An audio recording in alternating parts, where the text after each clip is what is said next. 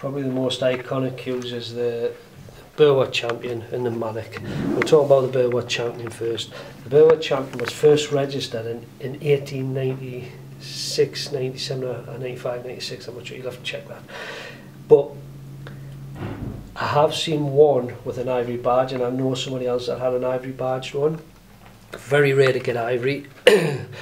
When I wrote my first articles on the cues, I sort of like put it into three categories. As was up to 1930 to about 1950 and 1950 on until they finished.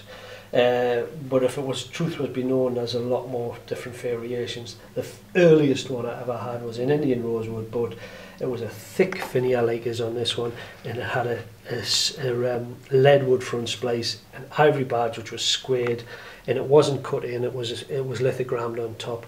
It was very much like the early harvesting cues, which I'll show you a picture of in a minute. Burwat Champions are very iconic, but if you're going to get a one, you've got to get a very early one, or a pair shafted one, which I've had a two-piece pair shafted one, which is probably the rarest Burwat Champion I've ever had.